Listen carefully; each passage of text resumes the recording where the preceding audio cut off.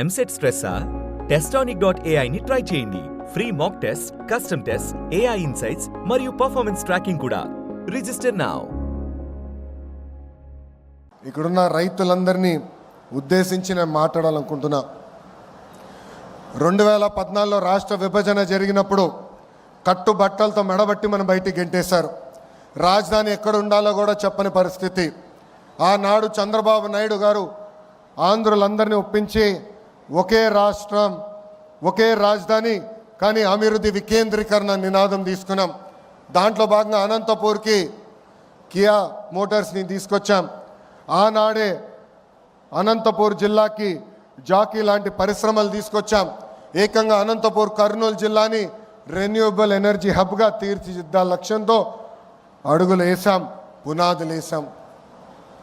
కానీ ఒక్క అవకాశం అన్న మాట ఎన్ని గడిచిన 5 సంవత్సరాలు రాష్ట్రం దారి తప్పింది. దానివల్ల తీవ్రంగా నష్టపోయింది ఆంధ్ర యువకులు. ఎక్కడ ఉద్యోగాలు, ఉపాధి లేని పరిస్థితి. చాలామంది నన్ను అడిగారు, 5 సంవత్సరాలు మనం ఇబ్బంది పడ్డాం, మన దగ్గర బెంగళూరు లేదు, చెన్నై లేదు, హైదరాబాద్ లేదు, మన పరిస్థితి ఎలా ఉంటుందని. ఆనాడే వాళ్ళందరూ చెప్పా, మన దగ్గర ఒక బ్రాండ్ ఉంది, ఆ బ్రాండే గౌరవ ముఖ్యమంత్రి చంద్రబాబు నాయుడు గారు. ఈరోజు సిన్హా గారు ఇంత దూరం వచ్చి ఈ ప్రాజెక్ట్ ఆంధ్ర రాష్ట్రంలో పెడుతున్నారంటే దానికి కారణం మన బ్రాండ్ బాబు. ఈరోజు పెద్ద ఎత్తున టీసీఎస్ ఉత్తరాంధ్రలో పెట్టుబడులు పెడుతున్నారంటే దానికి కారణం ఒక బ్రాండ్, అది బాబు గారు. ఇట్లా పెద్ద ఎత్తున పెట్టుబడులు తీసుకొస్తున్నాం.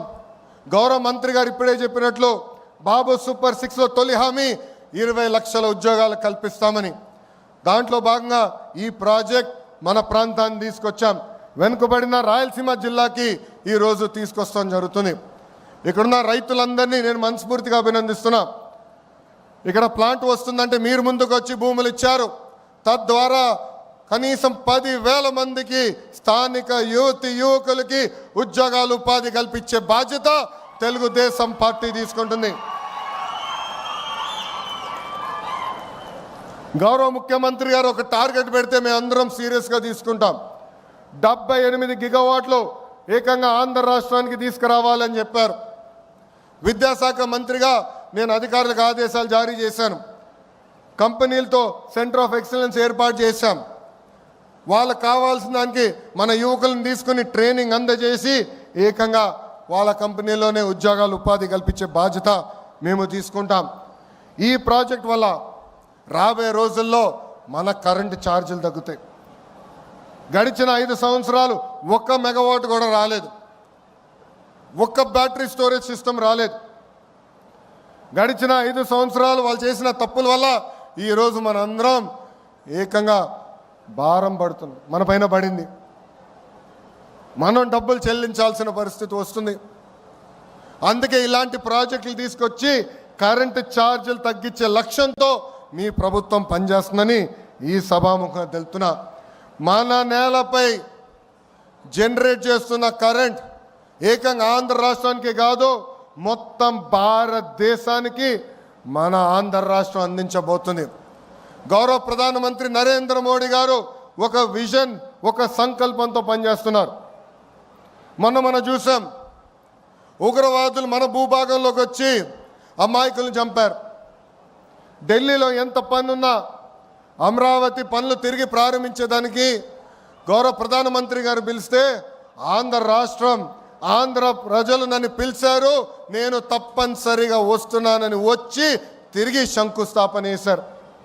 ఆనాడే గౌరవ ప్రధానమంత్రి గారు ముందర నేను చెప్పా, ఆంధ్ర ప్రజలు కోరుతున్న అన్ని కోరికలు గౌరవ ప్రధానమంత్రి గారు తీర్చుకుంటూ వస్తున్నారు. దాంట్లో భాగంగానే ఈ ప్రాజెక్ట్ రాయలసీమకు వచ్చింది. త్వరలో కర్నూలు కూడా హైకోర్టు బెంచ్ తీసుకొస్తాం. గౌరవ ప్రధానమంత్రి గారిని కూడా రాయలసీమ గడ్డపైకి తీసుకొస్తామని ఈ సభాముఖ రాయలసీమ ప్రజలు కూడా తెలుపుతున్నాం. గడిచిన 5 సంవత్సరాలు రోడ్లు కాదు, రోడ్ల పైన పడిన గుంతలు కూడా రిపేర్ చేయలేదు. గడిచిన 5 సంవత్సరాలు 1 పెట్టుబడి రాలేదు, 1 ఐటీ కంపెనీ తీసుకురాలేదు. పొద్దున్న లేచిన దగ్గర నుంచి రాత్రి వరకు మేము అన్ని తలుపులు తడుతున్నాం, అన్ని గడపలు దొక్కుతున్నాం. దాంట్లో భాగంగా నేను డావోస్కి వెళ్ళా. సిన్హా గారు గౌరవంగా నన్ను భోజనం పెట్టి పిలిచారు.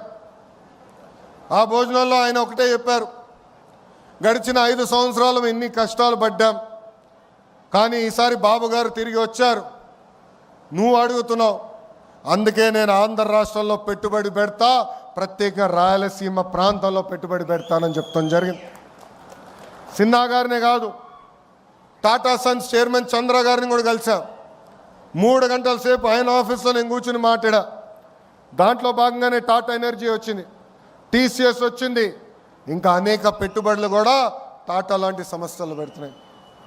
ఇవన్నీ మీకు ఎందుకు చెప్తున్నానంటే, ఇక్కడ చాలామంది నిరుద్యోగ యువకులు ఉన్నారు, తల్లిదండ్రులు ఉన్నారు. ఒక లక్ష్యంతో మేము పనిచేస్తున్నాం, ఒక కసితో మేము పనిచేస్తున్నాం. అది 20 లక్షల ఉద్యోగాలు ఆంధ్ర రాష్ట్రానికి తీసుకొచ్చేదానికి. డిఎస్సి నోటిఫికేషన్ ఇచ్చాం, 16,347 టీచర్ పోస్టులు కూడా వచ్చే నెలలో భర్తీ చేసే బాధ్యత కూడా కూటమి ప్రభుత్వం తీసుకుంటుందని ఈ సభాముఖ నిరుద్యోగ యువకులందరికీ హామీ ఇస్తూ, నాకు ఇంత అద్భుతమైన అవకాశం ఇచ్చిన మీ అందరికీ పేరు పేరున నా హృదయపూర్వక ధన్యవాదాలు తెలుపుకుంటూ, ఇలాంటి పెద్ద పరిశ్రమలు వచ్చినప్పుడు ఆహ్వానించాలి, పెట్టుబడులు పెట్టించాలి. సమస్యలు ఉండొచ్చు, మేమందరం ఉన్నాం పరిష్కరించేదానికి. గౌరవ శాసనసభ్యులు ఉన్నారు, మంత్రి గారు ఉన్నారు, నేనున్నాను, మీకు అండగా నిలబడతాం, మీ తరపున మేము మాడతాం. కానీ పెట్టుబడి రావాలి, పెట్టుబడులు వస్తేనే మన పిల్లలకు ఉద్యోగాలు వస్తాయి. దయచేసి ఇది అందరూ గుర్తుపెట్టుకోవాలని ఈ సభాముఖం మీ అందరు తెలుపుకుంటూ మీ అందరి దగ్గర నుంచి సెలవు తీసుకుంటున్నా. అందరికీ నమస్కారం. జై హింద్.